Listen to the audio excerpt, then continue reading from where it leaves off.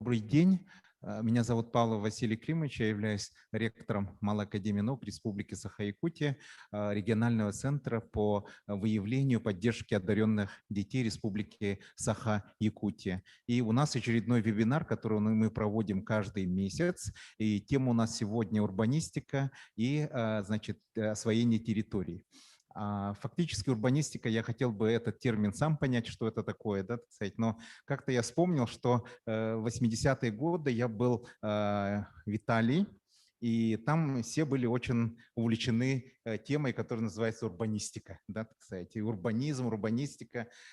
И как-то я зашел в одну конференцию, был участником, да, так сказать, ну или просто присутствовал, и там мне сказали, что города на самом-то деле это città è un centro culturale, commerciale и социале, вот так сказали.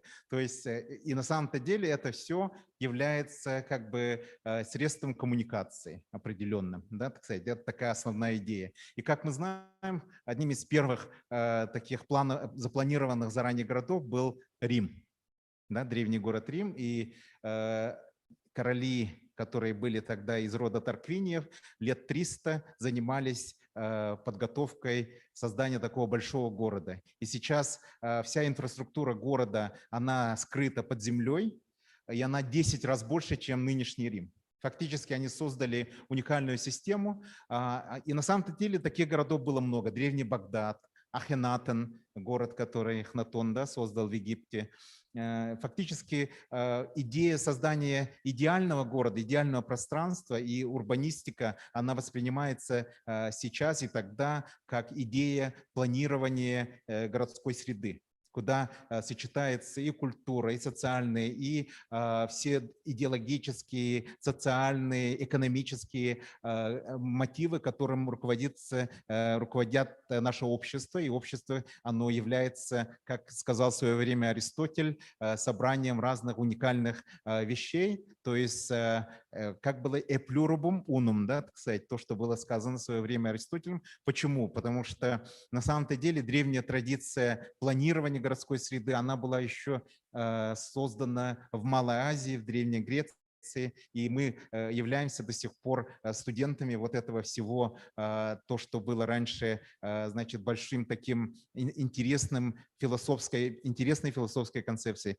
И сегодня у меня гости, которые представляют собой очень уникальное сообщество. Как мы знаем, сообщество – это и есть любая среда, которая находится городская и прочее. И я хотел бы сейчас дать слово представителю вот этого сообщества Ирине Афанасьевне, которая является начальником управления Центра компетенций Целевого фонда, да, «Будущее поколение», и у нее презентация «Итоги реализации программы формирования комфортной городской среды».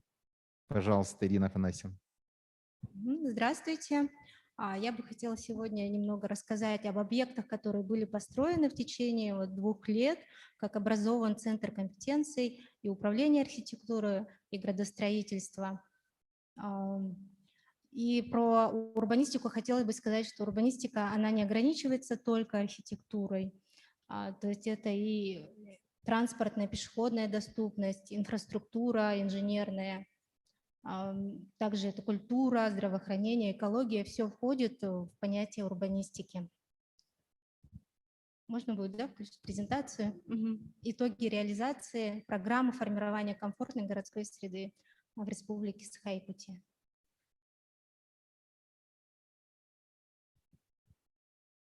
Наш центр компетенций был образован в феврале 2019 года, и вот за 2 года уже реализованы большие крупные проекты.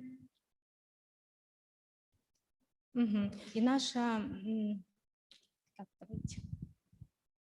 деятельность заключается в том, чтобы мы помогали муниципальным образованиям, городам и селам нашей республики в подготовке, в разработке и реализации именно проектов благоустройства, комплексного развития территории. Совместно с управлением архитектуры мы работаем над тем, чтобы повышать качество городской среды, синхронизации различных федеральных, региональных, муниципальных программ и, конечно же, увеличиваем долю вовлечения жителей. Мы работаем по всей республике.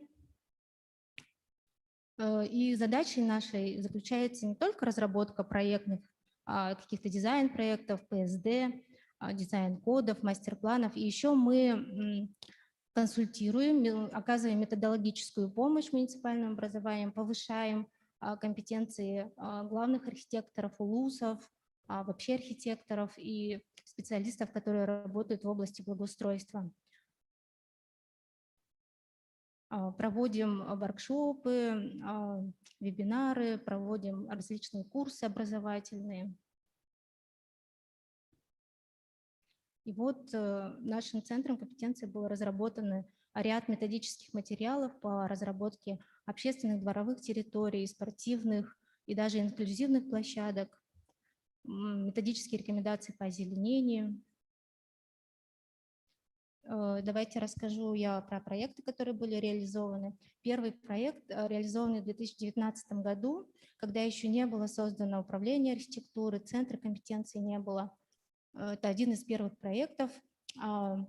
Надвратные врата Гына, автором которого является молодой архитектор Геннадий Попов, который стал лауреатом международной выставки «Зодчество».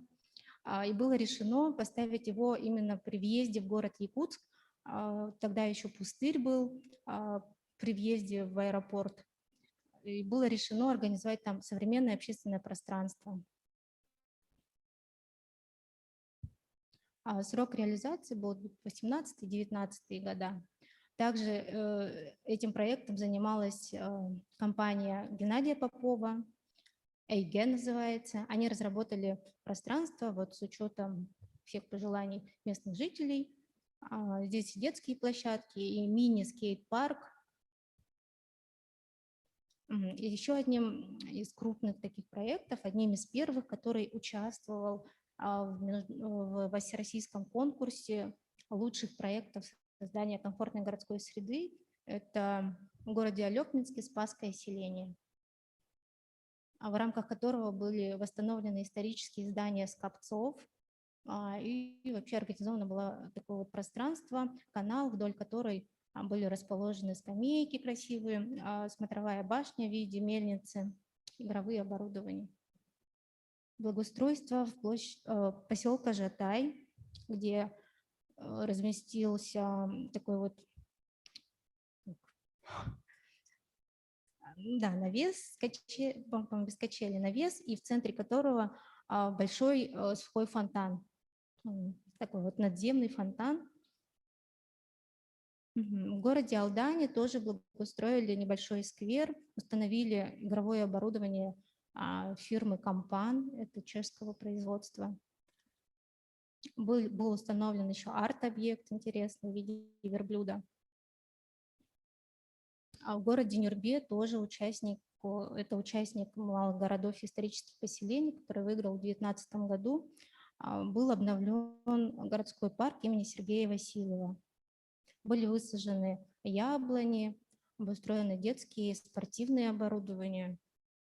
Был построен круглогодичный теплый павильон, в котором разместилось кафе, и еще и дирекция парков, которая занимается как раз обслуживанием, проводит, кроме этого, культурную программу интересную проводит. В городе Якутске тоже небольшие объекты мы реализовали по программе поддержки местных инициатив, такие как сквер ямщиков, где тоже небольшое пространство, но с такой небольшой центральной площадью, с верстовым столбом, современными скамейками и с теплыми павильонами. Озеро Талое, которое началось еще реализовываться в 2018 году, в прошлом году, в 2020-2021 годах, в этом году завершились работы. И у нас появилось новое современное пространство, набережная, с амфитеатром, с выходом на озеро. Так оно выглядит в зимнее время. Была восстановлена скульптура карасю. И такие счастливые лица детей. И тоже небольшой проект землеустройства в городе Якутске. В городе Вилюйске благоустроен парк Бюлю в местности Уолбут. Тоже установлена вот интересная такая сцена, игровое оборудование, спортивное оборудование. И в ближайшем будущем будет реализован теплый павильон. В городе Неврингри благоустроили территорию школы номер 2. И в этом году уже завершились работы. Вот так они выглядят. Очень интересное детское оборудование. Тоже фирмы Компан, фирмы Мегаполис, такие навесы интересные. Интересные скамейки местного производителя. В городе Ленске в этом году, 31 июля, состоится открытие парка в Ленске. Тоже тут построен был многофункциональный павильон, в котором разместится детское кафе. Это пока фотографии с этапа стройки. В городе Покровске была организована набережная. Это тоже победитель Всероссийского конкурса малых городов исторических поселений 2019 года. Тоже построены 2 теплых павильона, где можно посидеть, полюбоваться панорамой на реку Лена. Набережные со смотровыми организованы. Сцена, качели. Сейчас установлено детское оборудование. И там еще расположен самый большой скейт-парк в республике, самый первый. В Бердигестяхе тоже благоустроили сквер Ая. В прошлом году было открытие. Тоже теплый круглогодичный павильон, в котором сейчас кафе, красивое новое пространство получили в Бердигестяхце. Так, у меня дальше почему-то не идет. Вообще-то нет, не все. Дальше должно быть. Не идет.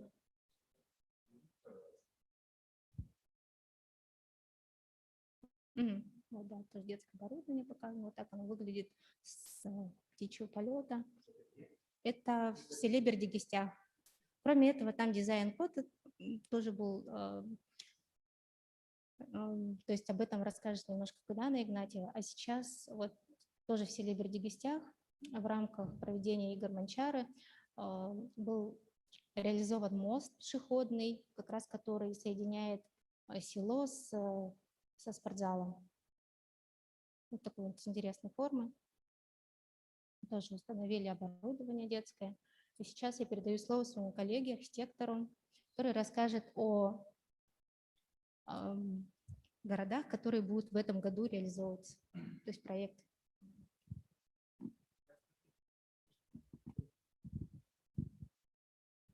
Здравствуйте. Ага.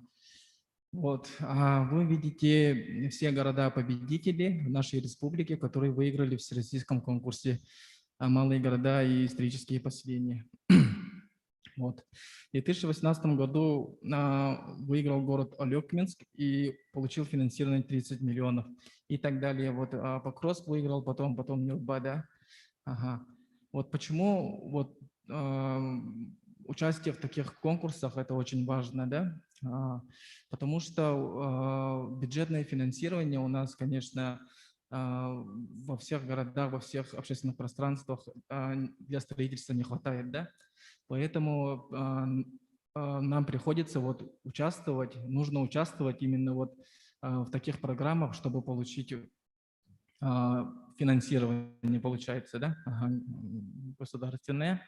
Ага. И в этом году у нас 2 города-победителя, это город Верхоянск и Среднеколымск, получается. Ага.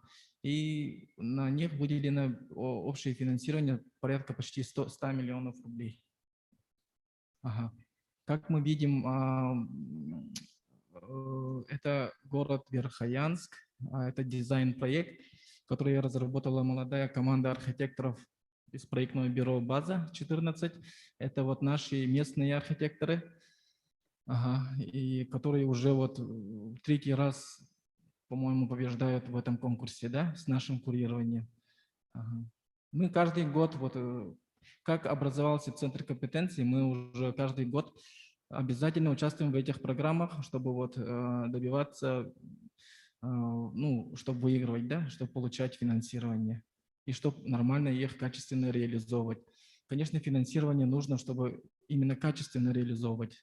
Именно вот в наших арктических поселках, городах, это далекие расстояния, и цены там на строительные материалы, они бывают очень высокие. Ага, да. И вот мы видим, как проработан дизайн-проект, как проработана вот идентичность дизайн-кода, да, получается, города.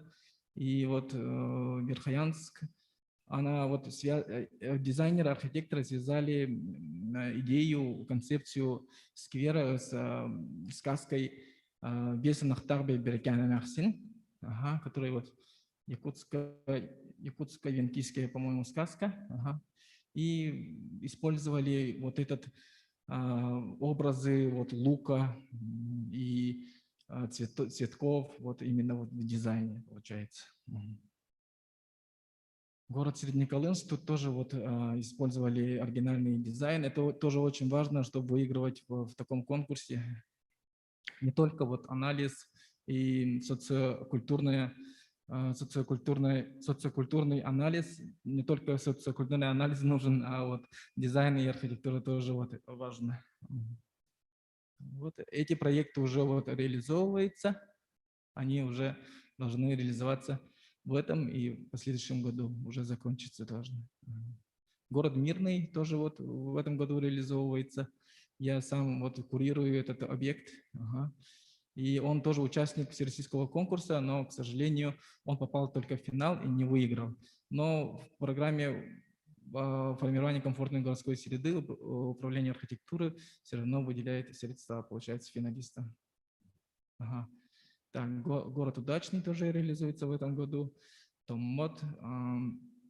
Мы большое внимание уделяем, когда делаем общественные пространства, курируем функционалу именно. Вот, если навес, то вот ставим качели, сидячие места, да, вот какие-то такие вот интересные функциональные пространства и объекты. Вот видите, вот ярмарка, рынок, где можно продавать, и предпринимательство может там, ну, предприниматели могут арендовать, вот получается, вот эти объекты. Город Алдан, тоже вот в этом году. Это вот все вот эти объекты в этом году реализовываются. Город Нерингри, это парк Черяева. Это уже существующий парк, но это получается как бы вторая часть, западная часть парка. В этом году мы подали 6 заявок. 6 заявок мы подали. Город Ленск, город Мирный, город Покровск, Алекминск и Алдан. Мы специально, и Нюрба еще, кстати, мы специально ездили в Московскую школу архитектуры с нашими коллегами, специалистами из администрации, архитекторами местными, чтобы проработать с кураторами Московской архитектурной школы заявки, получается, заявки для вот конкурса. И мы успешно их проработали и отдали заявки. И 15 августа мы ждем результаты. Ну, должны выиграть. Да. Вот. Спасибо за внимание. Спасибо большое. Значит, замечательный рассказ Сергея Валерьевича Барахова, который является архитектором, куратором проектов общественных пространств. Вот как раз презентация, которая называется «Итоги реализации программы формирования комфортной городской среды». Это фактически федеральная, да, программа, получается, да, федеральная программа, и уже много городов и больших населенных пунктов нашей республики преобразовались в результате, да, свои общественные пространства. И, естественно, общественное пространство, оно всегда связано с сообществом, в котором это пространство находится, да, кстати, естественно, оно опирается на каких-то культурных данностях, да, и истории и прочее, и тут обязательно должен быть свой, да, какой-то нарратив именно дизайнерский, да, и поэтому вот хотели спросить, да, арт-директора Игнатьеву Кадану Ивановну, которая как раз занимается дизайнерской темой, пожалуйста.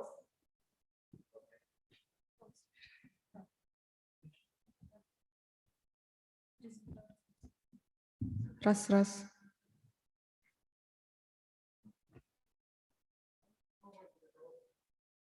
Дизайн-код.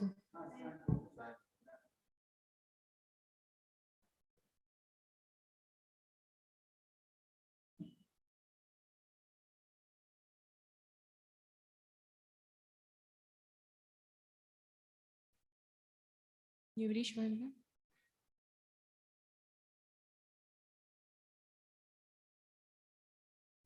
Мгм. Ну, вообще, дизайн-код на самом деле такое узкое направление для развития городов и сел. Есть много регламентирующих документов, типа таких как мастер-план, возможно, архитектурный облик, есть еще вот дизайн-код, который стал известен, ну, популярен в целом, разрабатываться начал, на самом деле, не так давно, это 5 или 8 лет назад был разработан первый дизайн-код города Москвы, который сделали вот в студии Артемия Лебедева. Мы начали разрабатывать вот позапрошлом году, как раз уже заказали в студии Артемия Лебедева дизайн-код проспекта Ленина. И в целом сейчас расскажу после этого у нас, что вообще произошло. Вот. В целом дизайн-код, за что отвечает? Тут можем посмотреть вообще города. Это я взяла просто рандомные города из Гугла. И тут же невозможно сказать, где находятся вот эти дворы, где установлены вот эти детские оборудования и какой микрорайон вот здесь, вот именно на фотографии. Если так посмотреть, во всех городах России есть подобные картины, да? А тут, например, мы смотрим наши села Якутии. И тут можно посмотреть, возможно, это Амга или Чурапча или Вилюйск, но мы же не знаем, что это, да? Ну, в смысле, конкретно по фотографиям непонятно. Вот, мы решаем, получается, вот эту проблему. Вот тут объекты тоже капстроительства, например, которые строятся по всем улусам, по всем городам, они везде одинаковые. Мы пытаемся решить, чтобы были какие-то вот интересные, идентичные фишки местности. Вот, например, если посмотреть по анализу села Бердигистях, в селе Бердигистях это первое село, где был разработан дизайн-код вообще по России, и мы сейчас делаем именно вот это село как пример для других наших районов, городов, и уже по всей России рассказываем как пример. На самом деле у нас очень интересный кейс, который можно поделиться по всей России. Вот малые архитектурные формы, в общем, тут, если посмотреть по анализу Бердигистяха, вот эти проблемы, они повсеместны.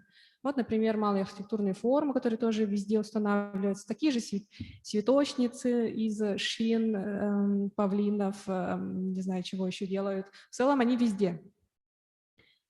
И самое главное – это визуальное загрязнение архитектуры зданий и элементов благоустройства, где мы устанавливаем, например, какие-то праздничные баннеры, которые висят потом годами, и если даже сроки, например, вот мероприятий исходят, все равно они висят, и никому нет до них дела. Мы пытаемся решить вот этот вопрос. То есть баннер, например, он является временной конструкцией. Необходимо потом поменять или в целом убрать, если вот истекает какой-нибудь срок мероприятия, например, или срок аренды рекламы. Если так посмотреть, по всей республике у нас еще однообразное монументально-декоративное оформление. В целом мы тут показали проблемы, которые есть во всех населенных пунктах именно Якутии. И в целом, если рассказать, что такое дизайн-код, это проект правил, требований, рекомендаций, касающихся каких-то элементов благоустройства, информационных конструкций, рекламных баннеров и так далее. И плюс, если по всей России посмотреть, дизайн-кодах в основном решает вопрос вывесок, рекламных конструкций, но мы, конечно, немножко видоизменили, мы Якутия, мы интересные. Мы добавляем туда еще разработку по идентике. Это, то есть, поиск концепции идентичного кода местности для разработки брендбука. Во всех населенных пунктах есть свои интересные истории, какие-то легенды, которые можно взять за основу идентики. И в этом наша цель – найти вот интересные особенности. К дизайн-коду мы еще добавляем разработку малых архитектурных форм, каких-то навигационных, информационных элементов. То есть добавляем туда все на свете, потому что у сел и городов не так много бюджета, как мы понимаем, поэтому стараемся извлекать все самое полезное, можно сказать, от наших архитекторов, разработчиков. По линии нашей работы Центра компетенции мы уже разрабатываем и разработали столько проектов по брендингу и по дизайн-коду. Сейчас, например, разрабатывается от студии дизайна Solution Art, разработка дизайн-кода города Нерингри, в поселке Витим еще разрабатывают наши местные архитекторы и дизайнеры в Тиксе, для села Магарас, кстати, вот, село Титебе и так далее. Идемте дальше, почему-то не идет. Вот то, что я рассказала по дизайн-коду Якутска, с чего все началось. Это вот мы, получается, помогали им по исследованию студии. Был разработан проспект Ленина, и пока конкретно по вывескам, по работе предпринимателя еще движения особо нет, но хотелось бы, чтобы и предприниматели, и город сам начал активно работать. Вот, вы вначале рассказали про управленцев там, старинных городов, Рим, там, Египет. И если там посмотреть, самоуправленцы всегда были еще и зодчими. Например, если посмотреть Имхотеп, который строил пирамиды, да, тут то же самое. История никогда не меняется, она повторяется. Вот, и если так посмотреть по всем нашим городам и селам, если идет хорошая связка работы главного архитектора и главы, то вообще там огромные движения. Вот, например, село Бердигистях, где Улус и село работают в связке с хорошим главным архитектором Селен Романовой, и там реально можно посмотреть какие-то хорошие итоги. Или город Нюрба, где Александр Иванов работает с Сашей Улиновой. И у них тоже очень хорошая связь, и вот этот парк, который мы построили, сейчас живет, и бизнес процветает, и в целом по городу идут очень хорошие изменения. В общем, главам сел и городов необходимо довериться профессионалам. Вот это вот хотим сказать. И показать, если вот конкретно по селу Бердигистях, который мы делаем как пример для всех. Тут в этом году, как мы знаем, прошли игры Манчары. Работа конкретно по планированию началась уже давно, и дизайн-код мы начали разрабатывать еще позапрошлом году. По исследованию у нас подключились студенты Арктического государственного института искусства и культуры, и по брендинговой части также они разработали. И тут можно посмотреть вообще, сколько мы программ финансовых синхронизировали, чтобы в итоге реализовать все наши предложения по дизайн-коду. Это, например, программа ППМИ, это дорожный фонд РСЯ, плюс именно по мероприятиям к подготовке игр Манчары, и плюс формирование комфортной городской среды.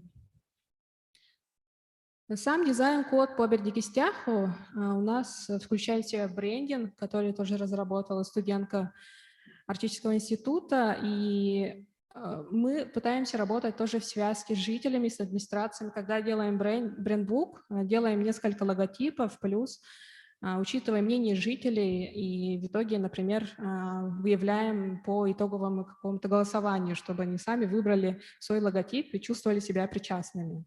Это очень важно, чтобы потом не навязать им свой рисунок какой-то. Тут можно посмотреть сувенирную продукцию, как пример. И в целом в рамках подготовки к играм Манчары был построен такой объект, о котором рассказала тоже Ирина Афанасьевна.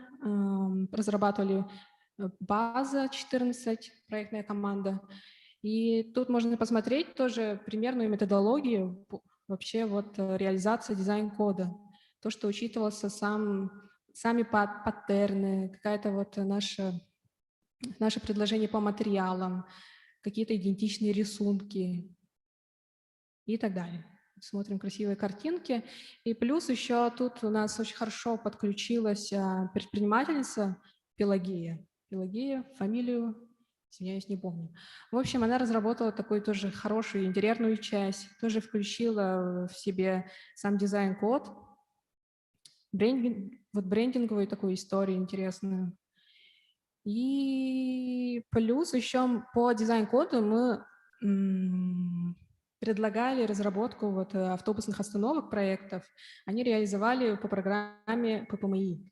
То есть очень быстро подключились по всем программам финансовым, и удалось все это реализовать в краткие сроки.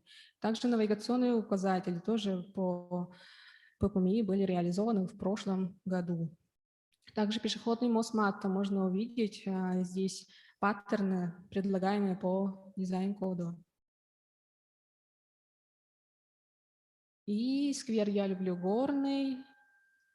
Но в целом тут у нас представлены просто объекты, где вот как раз брендинговая история представлена. Тут на самом деле дизайн-код — это работа еще и с предпринимателями, чтобы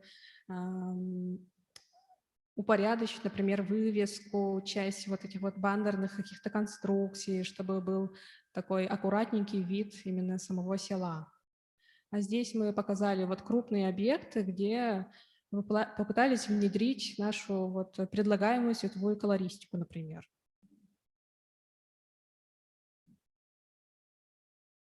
Такие же проекты у нас разрабатываются вот для села Барагонцы, где мы недавно сделали встречу с администрацией села.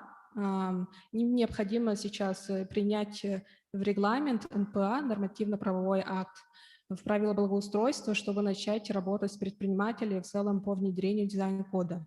Тут можем посмотреть хороший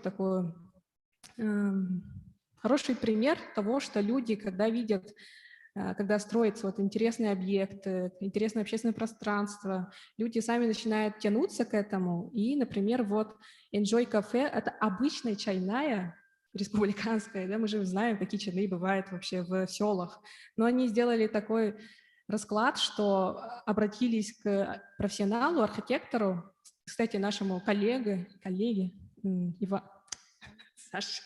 Саше Игнатьеву, и, получается, сделали по проекту такую хорошую реализацию. И также можете посмотреть сами люди, как начали украшать, оформлять свои ограждения, например. Вот на этом у меня все. Если будут вопросы, будет интересно общаться. Я так понимаю, это такое совершенно новая, да, парадигма в нашем видении вообще культурном, да, так сказать, как должны быть устроены наши деревни, города Якутии. Мы всегда привыкли жить уже давно в таком сером довольно, да, так сказать, с большими лужами, да, в таких вот деревнях, поселках, и выросли и не заметили, да, что такая, значит, среда на самом-то деле не очень, как говорится, помогает нашему развитию, а на самом-то деле развитие действительно среда должна помогать.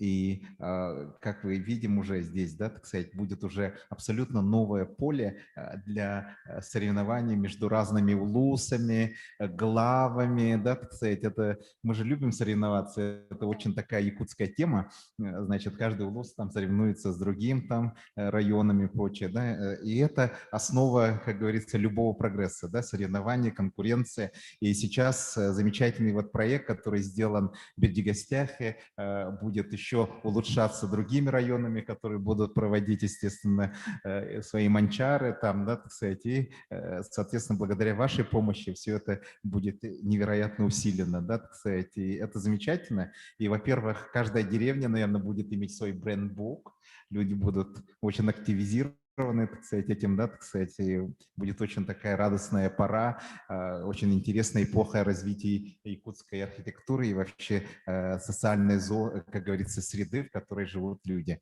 И вот в этой связи я очень хотел бы попросить Анну Валерьевну Гасич, которая является специалистом по культурному программированию, с выступлением «Новая методология подхода проектирования». Мы сейчас живем невероятно сложное время, да, кстати, одновременно оно очень радует нас, потому что каждый день у нас новые технологические прорывы, дети наши куда-то, значит, уже развиваются, поступают, что-то делают, есть местные фирмы, которые стали уже глобальными, да, так сказать, у нас немножко открылось окно в нашем очень далеком провинциальном мире, да, так сказать, и программирование будущего вообще культурное, да, оно очень важно.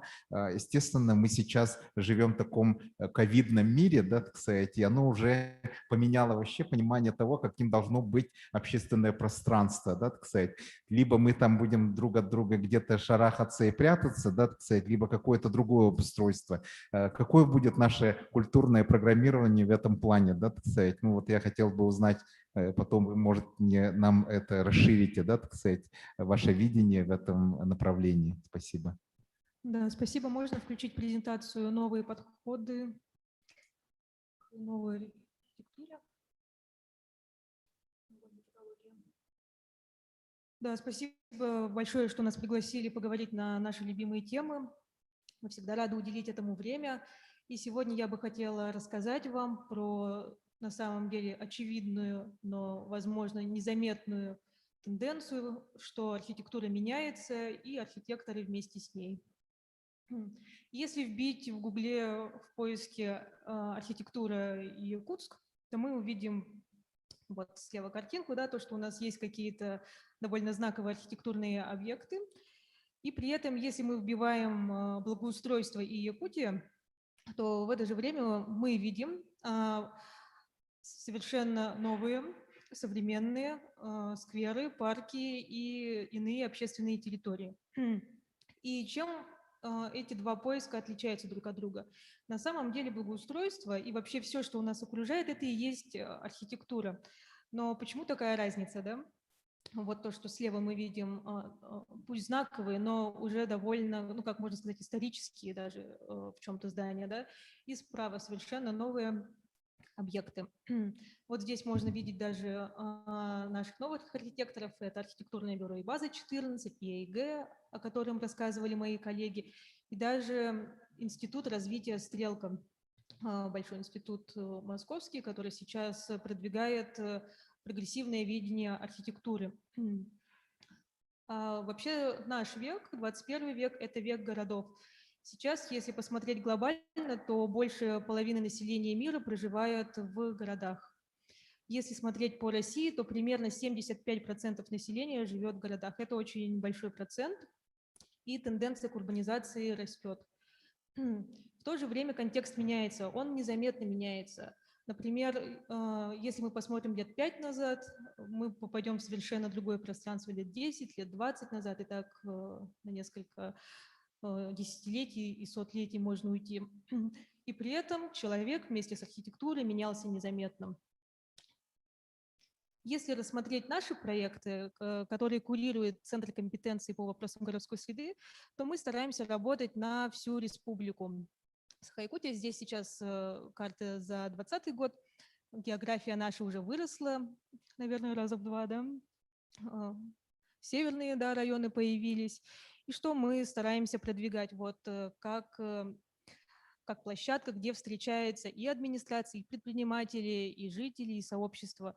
Мы стараемся зарядить людей на новые подходы, на улучшение качества среды. Мы помогаем и собираем вместе сообщество, чтобы люди сами понимали, чтобы они становились, можно сказать, активистами, даже проактивистами. Мы ищем таких людей, которые не только могут как бы поворчать, да, что все вокруг как-то плохо, лужи, зелени нет, да, но при этом могут использовать свои профессиональные компетенции в решении этих вопросов. Я хочу вам показать примеры, ну, всего несколько примеров, как с помощью архитектора и команды вокруг него преобразуется окружающая среда. Вот сейчас мы видим Вилюйск. Слева это пустырь, парковая территория, там, по-моему, ничего не было, кроме нескольких СРГ, а справа это уже парк, где люди проводят свое время, гуляют, даже вот в зимнее время проводят там время. Город Покровск, набережная, любимое, наверное, место всех, кто рядом обитает. Там, кстати, зажигали елку, да? Да, первая елка, которую ничем не украшали, никакими елочными игрушками, а просто повесили гирлянды. И это было настолько бомбически и ново, что произвело большой фурор. В Бельгидистях, про который рассказывала Кыдана, тоже новое качество общественной территории, которая задает новое качество жизни. И если бы сейчас с нами были бы ученики, да, то я бы задала им вопрос, где они любят проводить свое свободное время, где они любят гулять. Ну, я, например, сейчас больше всего своего времени провожу на озере Талом. Но кто помнит, что с ним было всего лишь несколько лет назад, всего лишь 5 лет назад? Что с ним было? Вот помните, был такой мост раньше. То есть, что это кованая ограда, какие-то цветники с мусорными мешками, в них у нас цветочки растут. Сейчас это у нас современный прямой мост с современным ограждением и с навесом от дождя. Или кто помнит судьбу бедного карася? Сколько раз его пытались отпустить в свою естественную среду обитания? Сейчас же он у нас стоит в лесу на постаменте, еще ни разу его никто не пытался столкнуть в воду. Вот берег слева, доступа к воде нет, да, хотя, казалось бы, ничего не ограничивает, но человек физически не может туда спуститься, не испачкавшись, например, или не подвергнув себя опасности свалиться в эту воду.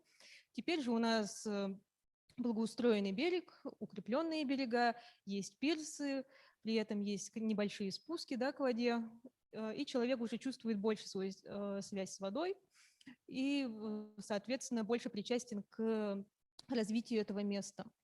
Вот тоже другой берег, да, показан, где у нас такие скамейки ограждения с высокими спинками. Люди здесь любят и отдыхать, и загорать, и обедать. У человека появился досуг, да, смысл приходить на эту территорию. Архитектура современная, она не только про объекты, она и про культурное наполнение. Вот про что говорил наш модератор, да, социокультурное наполнение. Сейчас архитектор, он предусматривает все это, он закладывает эти смыслы в саму форму архитектуры. И на нашем озере уже проходят концерты, фотосессии, пленеры разные. Из чего же все-таки состоит эта работа, да? Ну, можно посмотреть красивые картинки, ну, порадоваться, конечно, за это, но за кулисами довольно большая и титаническая работа с большим количеством участников. То есть кроме архитекторов здесь есть предприниматели, администрация, художники, озеленители, разные специалисты, урбанисты, экономисты, и главное, это жители и сообщества. Условно можно разделить нашу работу на несколько шагов. Предпроектный анализ обязательный. Уточню, да, то, что мы сейчас говорим как раз о новых подходах в проектировании, о новых подходах в архитектуры. На предпроектном анализе, условно, первом шаге, архитекторы собираются вместе в команды с другими специалистами или представителями сообществ, или жителями, которые живут рядом, и формируют некое общественное задание. Далее у нас идет разработка концепции, ну, вкратце пройдусь, да, общественное обсуждение. Вот сейчас, если мы говорим про архитектуру, очень важно слушать жителя, да, конкретно говоря про общественные территории или про дворовые, например, территории, это то, что, можно сказать, принадлежит жителям, да, это делается для них, они там гуляют, ну, мы там проводим время, гуляем, покупаем что-то, образуем какую-то внутреннюю экономику, ядро. И поэтому очень важно услышать их запрос, понять их запрос и пропустить его через фильтр специалистов и архитекторов, чтобы выдать грамотное техническое задание для дальнейшей работы. Далее у нас идет разработка проектно-сметной документации, когда подключаются уже узкоспециализированные профессионалы реализации объекта. И самое главное – это эксплуатация объекта, то есть как будет жить дальше территория, что на ней будет происходить. Можно сделать красивую общественную территорию, да, например, такой был бульвар Учителя, но что с ним происходит потом, когда нет человека, ну, или организации, которая следит за территорией. Территория очень быстро приходит в упадок, ведь ей всего лишь 5 лет на самом деле, да, а выглядит так, будто этот пустырь там лет 20 существует. И, к счастью, сейчас у нас появилась дирекция общественных пространств, которая уже вместе с архитектурой, с архитекторами, с предпринимателями, администрацией задумывается о том, как будет дальше жить конкретная территория. Например, озеро Талое, тоже разные скверы, наши бульвары учителей. И кто же такой современный архитектор, да? Как вот нам говорил наш модератор, профессия архитектора, она очень древняя, существует с древних времен, даже до Древней Греции. Возможно, первый шалаш, который был построен, он был построен даже архитектором в какой-то мере, да. И чем наш современный архитектор отличается от древнего зодчего? Наш архитектор должен понимать контекст, в котором находится, да? Он одновременно смотрит и в прошлое, и в будущее. Имея практический опыт, он должен уметь его концептуализировать, понимать, как можно применить эти знания на практике. При этом он должен быть финансово и юридически подкован. Без понимания своих прав, без понимания того, как мы должны вести дело, практически проект может остаться просто на бумаге. Поэтому очень важно иметь практические знания и знания в финансовом и юридическом аспекте. Также, так как сейчас мир глобализирован, да, мы должны иметь также много контактов. Архитектура – это постоянное взаимодействие, это общение. Не только между собой, но и с другими специалистами. Технические навыки обязательны. Владение софт-скиллами, то есть это и умение общаться, и умение быть лидером, и умение выступать, доносить свою точку зрения. Сейчас это все то, что должен уметь современный архитектор. Можно сказать, то, что это его портрет. И как же стать, да, таким замечательным архитектором и профессионалом? Во-первых, надо иметь крепкую базу знаний. То есть 6 лет вуза – это вот только начало большого интересного пути. Параллельно с этим желательно развивать практические знания, применять знания на практике.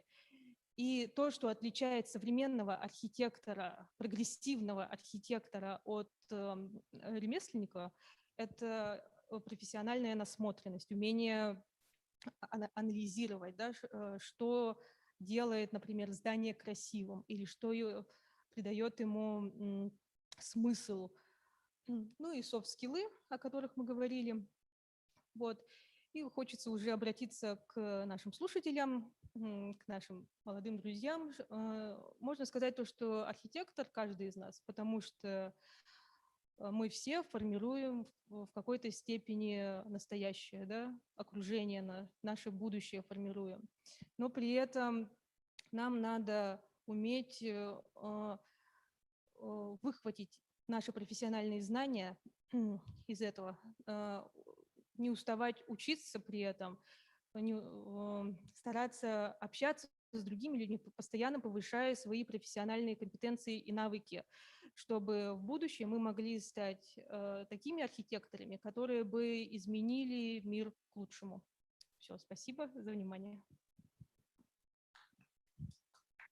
Спасибо большое, замечательно. Такое выступление хорошее.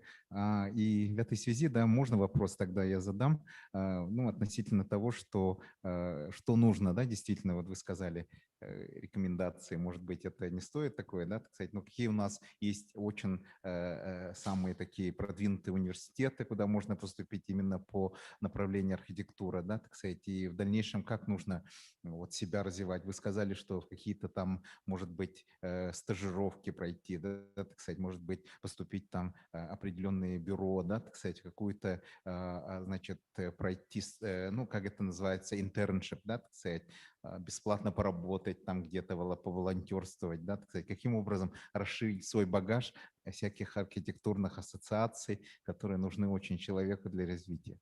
Спасибо. Начну издалека.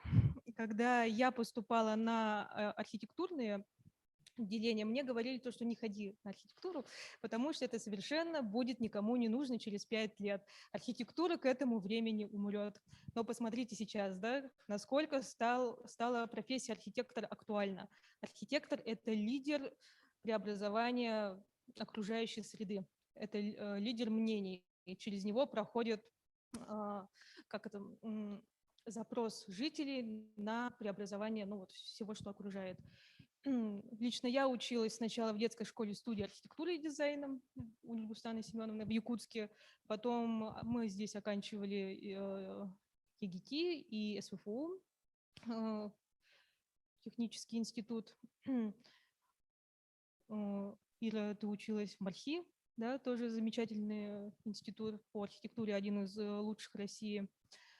Затем Ну вот сейчас можно сказать то, что архитектура, она стала намного востребованнее, и поэтому получились такие, у нас появилось больше возможностей, где мы можем прокачать себя, да.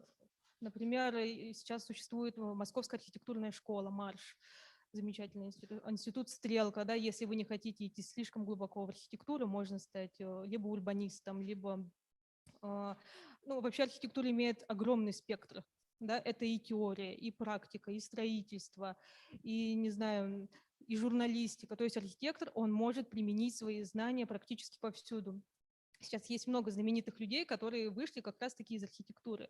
Программа «Архитекторы РФ», да, куда также ходила и я, и Кадана Игнатьева сейчас является участником, да, программы «Архитекторы РФ». То есть если человек хочет, он может найти то, что ему ближе в этой сфере. Да? Если человек более художественный, то там, например, в марш пойти, да, если он более творческий, да, такой философского направления. Если более технического, то может в МАРХИ ему нужна крепкая база. Есть еще новосибирские институты, томские, в Якутске, наверное, скоро пойдет новая волна архитектуры и архитектурного образования, так как сейчас мы, в том числе наш центр компетенции, стараемся поднимать навыки у современных архитекторов. И это все будущее архитектуры. В том числе они все пойдут в наши институты преподавать. Спасибо. Да, ну и, естественно, значит, когда мы говорим о таких замечательных городах, которые в мире существуют, да, так сказать, и оказывается, большинство из них, которые самые устойчивые и самые, скажем так, называются такими resilient, да, так сказать, вот английское слово есть, это те города, которые были заранее запланированы, да, вот, например, тот же, допустим, Сингапур. Чтобы Сингапур основать, нужно было людям потратить больше там, 20 лет или больше даже, да, так сказать, в поисках этого города. Да, так сказать. То есть человек, который создал этот город, сэр Стамфорд Раффлс, Бингли Раффлс, да, так сказать, он, в общем, написал историю этого города, еще не основав его. Он написал статомник, да, о том, что из себя представляет этот город. И он уже создал буквально весь архитектурный генплан этого города, прежде чем даже найти это место, где какие улицы должны быть, как они должны быть построены. И знаменитый стандарт, да, Раффлза, это все должно быть 3 раза дороже и 3 раза круче, да, так сказать, ну, в современном понимании. И город стоит уже 200 лет, он является замечательным памятником того, что люди могут заранее запланировать и создать его такую удивительную и исключительно приятную, комфортную среду для обитания. Потому что на самом-то деле нужно было запланировать и создать в этом гранитном острове, в котором раньше были только мангровые болота, да, кстати, это такой удивительный город, которым мы сейчас восхищаемся и который называется город-сад. Да? А что касается нашей республики, да, у нас больше там 3 миллионов квадратных километров, да, и распределение невероятное. Город Якутск, я так понимаю, создан исключительно случайно, да, и он еще несколько раз там менял свое местоположение и прочее, и находится на очень таком неустойчивом месте, да, буквально на какой-то, значит, ледяной глыбе, да, и мы всеми силами там стараемся вкладывать сюда, инвестировать огромные средства, чтобы поддержать этот город в каком состоянии, да, и этот город, возможно, и подвержен невероятным рискам из-за климатических условий, которые здесь каждый день меняются, потому что глобальное изменение климата мы не можем отрицать, да, сейчас все это происходит. И одновременно он находится настолько далеко от тех мест, которые, в общем-то, являются основной житницей этой республики, да, так сказать, юг Якутии, где фактически даже есть места, где нету вечной мерзлоты, значит, он не имеет точек фактически роста, да, его очень мало. И, может быть, имеет смысл с точки зрения планирования посмотреть о том, каким образом может быть сделать такую дискуссию или начать разговор о том, чтобы запланировать новый город, может быть, даже новую столицу Якутии на юге Якутии, да, потому что тогда это было бы гораздо лучше иметь, ну, потому что каждый город, он должен иметь какой-то, как говорится, джентльменский набор вещей, которые он абсолютно необходим. Это водохранилище настоящее, да, так сказать, систему очистки всех наших этих отходов и прочее, да, так сказать. Вот, например, есть город Фербанкс в Аляске, всего 40 тысяч, да, где-то жителей. Почему 40 тысяч? Почему он не может быть 100 тысяч и прочее? Потому что, как они там рассчитали, это невозможно сделать, потому что город находится на вечной мерзлоте, и система, значит, по очистке экологической устойчивости невозможно в городе, где больше 40 тысяч человек на вечной мерзлоте. Но Якутск-то пробил все рекорды. Да, он является самым большим мегаполисом на вечной мерзлоте. И когда в городе здесь жило 25 и 40 тысяч человек, этот город считался идеальным. Люди считали это идеальным городом. Но можем ли мы его считать идеальным? Можем ли дальше мы развивать его? Это вопрос, который, мне кажется, может ответить на наш другой гость, да, так сказать, который является у нас представителем как раз, значит, республиканской среды, да, так сказать, это управление архитектурой и градостроительства при главе Республики Саха-Якутия Нюргун Антонов. Пожалуйста. Так, хорошо. Да, ну, начну я сначала с той презентации, которую я подготовил. Она совсем коротенькая. Да, такое презентация, реклама небольшая. В общем, с 20 сентября по 10 октября у нас в Якутске пройдут образовательные семинары, образовательная программа «Городские практики» от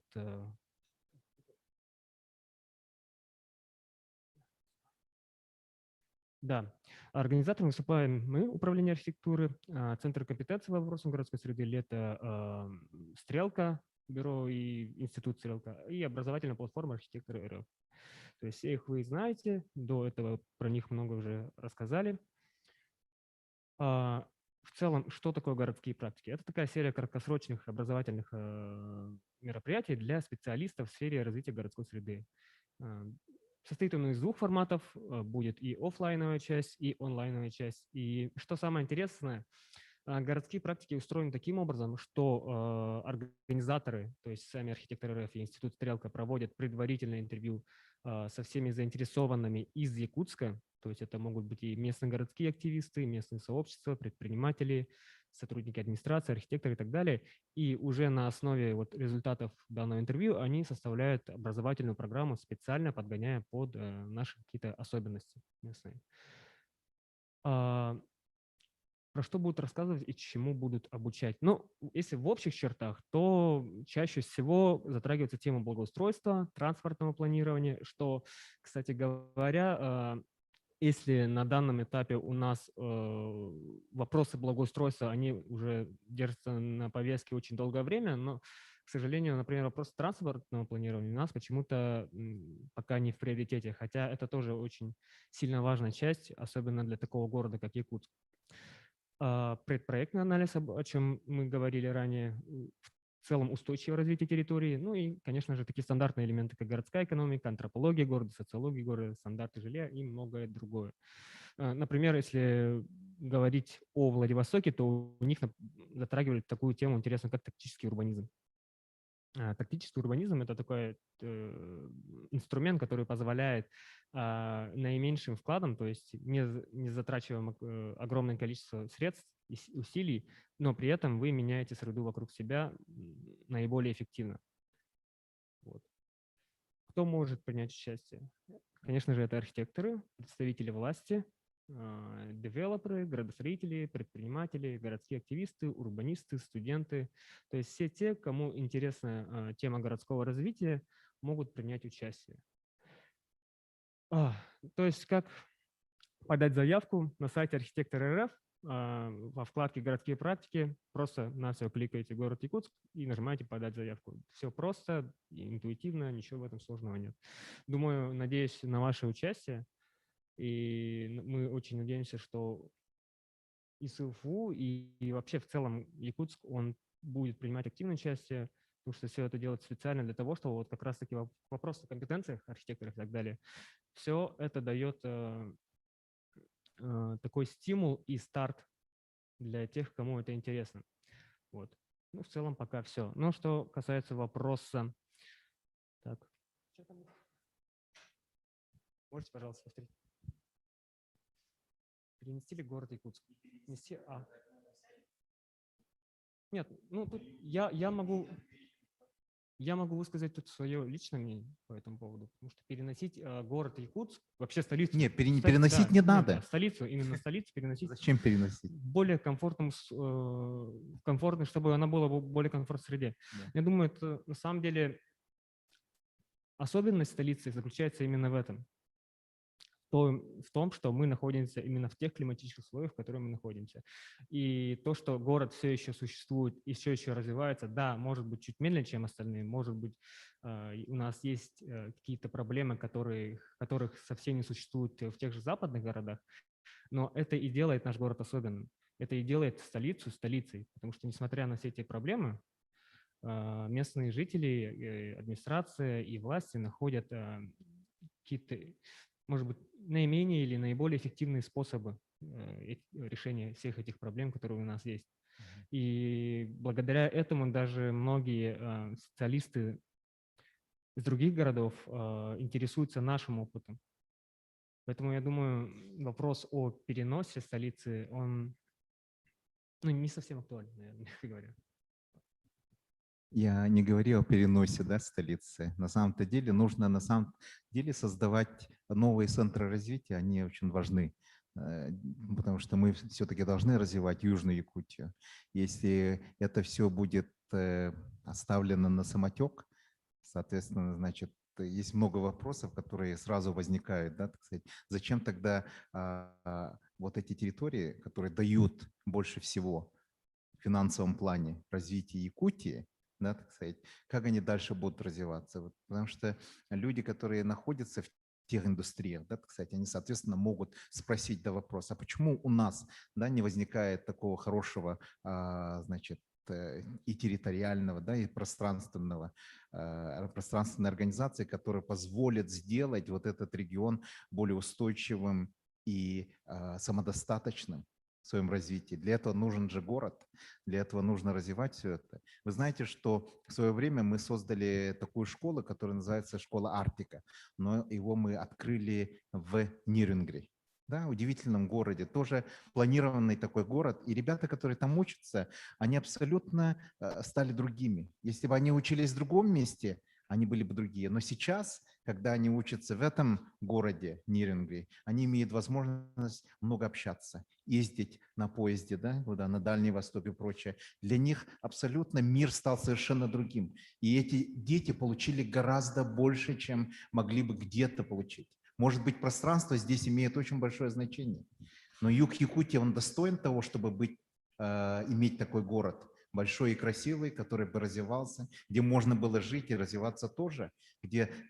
Мы же всегда живем в тех местах, где надо все время в каком-то, знаете, испытываем себя, да, все время. Вот можно жить где-то, где нету даже большого, значит, водохранилища, да, так сказать. Но нужно ли все время себя испытывать? Может быть, лучше найти возможность, да, так сказать, и пространство наше позволяет это? Не зацикливаться в одном месте где-то, да, так сказать, а искать что-то новое, другое, красивое. Мы можем же это создать? Нам надо развивать те города, которые уже существуют. Это понятное дело, мы уже вложились.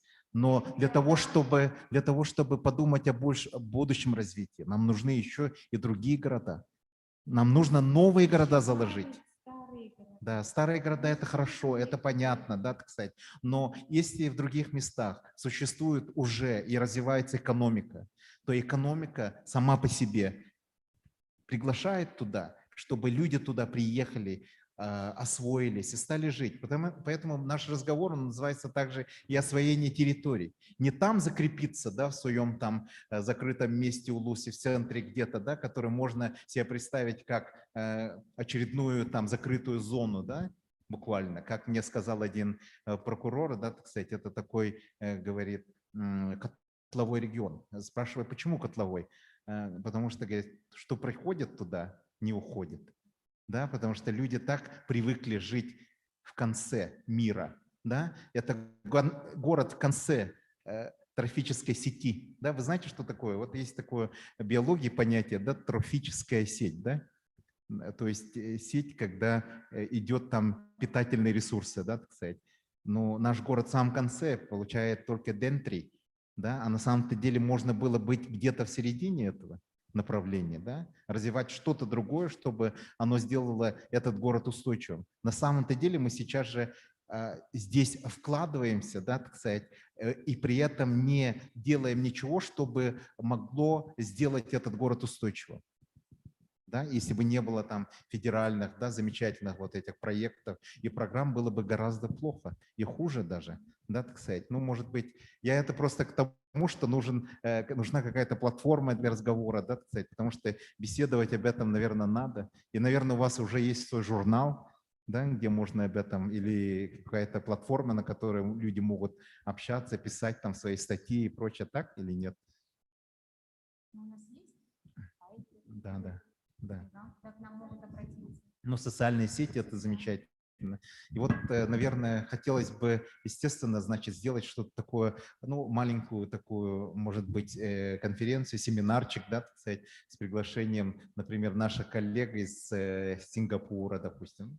Можно же по, значит, Zoom, да, провести такое, да, с того же там Гонконга, потому что Малая академия наук, она очень хорошо работает сейчас с разными хорошими университетами, да, так сказать, в том числе Гонконгским университетом, да, это Китай, да, специальная территория, да, так сказать, административный регион Синьган. Гонконгский университет, у них очень хорошая архитектурная, как бы, да, так сказать, часть, и с нами они очень активно работают, да, так сказать, ну, буквально любят с нами сотрудничать. И другой университет – это университет дизайна, да, так сказать, и так называемый, который возник в Сингапуре, да, так сказать, современный совершенно университет, и там тоже очень большая такая среда, ну, как бы сообщество людей, которые интересуются этим, да, потому что было бы интересно обменяться мнениями, да, так сказать, может быть, организовать какие-то, возможно, обменные такие моменты, да, с молодыми нашими ребятами, которые хотят заниматься архитектурой, да, так сказать, чтобы они изучали. Мы уже занимались этим, у нас были несколько таких академических обменных курсов, где мы возили детей в Гонконг, где они, например, встречались с бюро по архитектуре, да, этого города, где как планировать дальше, да, потому что в самом маленьком Гонконге есть там 5 модельных городов внутри, да, так сказать, этого города. Например, Шатин, да, так сказать, новые территории, там все прочее. Это дети все увидели, да, как все это развивается, потому что это же такие юниты, да, где все есть, да, буквально. Да, они могут быть самодостаточны очень сильно и в культурном плане, да, и социальном, да, и в плане управления и прочего, да, так сказать. То есть они также являются очень экологически устойчивыми, да, так сказать. Вот то, что нам надо здесь, в Якутии, буквально. Также город Якутск должен быть очень экологическим, чистым городом. Но когда он все время увеличивается и высокая плотность населения, оно не позволяет нам это сделать. Это очень трудно. Для этого нужны нереальные ресурсы, да, и каким-то образом надо разгрузить город Якутск, может быть, да, но это предмет разговора и дискуссии на будущее, так? Да, я могу добавить. Да. Ну, в этом плане, конечно, было бы хорошо с вами сотрудничать, это очень важно, мы считаем. Но про то, что вы сказали, например, изучение каких-то экосистем в городе, или, например, если мы будем развивать велосипедизацию, да, то, возможно, мы будем экономить в здравоохранении. Вот эти вопросы, конечно, можно изучать совместно с экспертами. И как раз вот осенью к нам приезжают городские практики, очень классные эксперты, стрелки, архитекторы. Там не только архитекторы будут, но мы и сделали запрос на то, чтобы пришли, вот, например, Иван Кумов, который как раз работает по части велосипедизации по всей России. Вот он как раз поднимал в Питере вот все велодорожки, все вот эти вот части, работает совместно с администрациями и так далее. Также при общении со Стрелкой, например, я тоже поднимала вопрос насчет того, чтобы в будущем для Якутска нужно сделать хороший проект по зеленому каркасу, чтобы сохранить зеленые зоны или где-то добавить и так далее. Вот эти вопросы мы будем там решать и можем как раз сотрудничать и можем вас туда пригласить.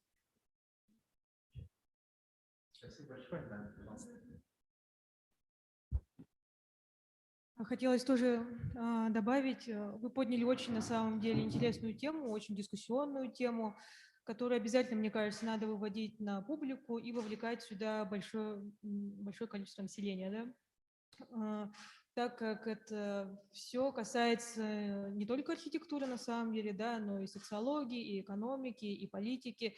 Поэтому это очень глобальная тема, где задействованы все на самом деле, и социальные слои, и классы. Да. То есть это будет, на мой взгляд, очень интересная дискуссионная площадка для всех, да, которая может затронуть всю Якутию, на самом деле, не только нас, как центр, столицу, да, но и северную часть, и южную часть, да, про которую вы говорили. Вот.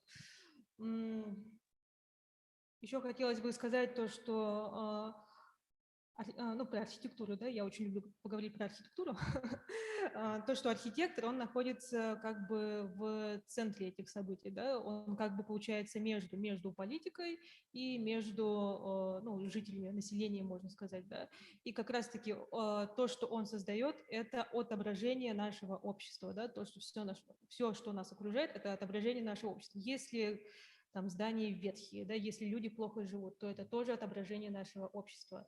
И мы должны понимать, что с этим делать, да, как раз лидеры мнений, ну, в данном случае, да. Поэтому полностью поддерживаю вашу идею и надеюсь, эта дискуссия у нас состоится в будущем.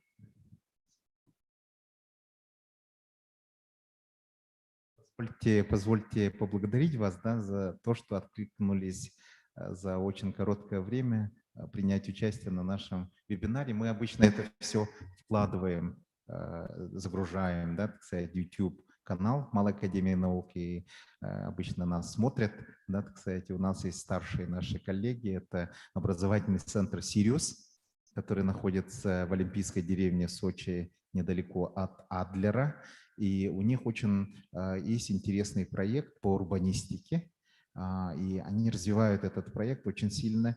И сейчас в как раз Сириусе создан университет Сириус, да? Университет Сириус, и одним из самых важных направлений это вот как раз направление урбанистики. То есть каким образом, вот на самом-то деле надо же создать сообщество молодых людей, которые как раз архитекторов, которые не зашорены, да, которые имеют открытый взгляд для того, чтобы изменить облик нашей России, да, буквально с помощью как раз замечательных федеральных проектов, которые сейчас есть. Они объединяют нашу страну, делают ее еще более сильным, потому что, ну, как раз благодаря этому, да, благодаря большим таким государственным вливаниям создается сейчас, формируется, да, буквально среда, в которой люди могут жить очень комфортно и в свое удовольствие, и давать максимум того, что они могут дать для развития нашей республики, страны в целом. Да, потому что от этого будет радостно жить, да, так сказать, а когда радостно жить, люди могут совершать удивительные вещи, да, положительные в этом плане. И, ну, естественно, это касается удовольствия и комфорта людей, это самое важное, да, так сказать, ну, в жизни, естественно. Это уже делают архитекторы, да, так сказать, они меняют этот облик, делают это удивительно красивым и прочее. Ну, в свое время, знаете, как это вот в Древнем Риме, да, так сказать, каждый новый император, да, приходил, и он что-то строил, да, так сказать, буквально. И римляне, люди очень были, скажем так, ну, большие хохмачи и, ну, такие, значит, пародисты, да, и они очень любили эту тему, ну, значит, смеяться над многими вещами, радоваться буквально. И у них был термин такой «furore edificans», неистовое строительство, да. Они думали, что это какая-то заразная болезнь, которая передается новым правителям, и они начинают неистово что-то строить. Но на самом-то деле вот это неистовое строительство, оно привело к тому, что Рим распространился по всему миру. Да, влияние, скажем так. И это на самом-то деле очень позитивно. Поэтому мы за то, чтобы были супер такие национальные проекты, радовали нас, и мы в этом всем принимаем участие очень активно. Так же ведь, да? Спасибо большое. Очень вас благодарю. Может, кофе попьем, да? У нас есть такая возможность здесь. Хорошо?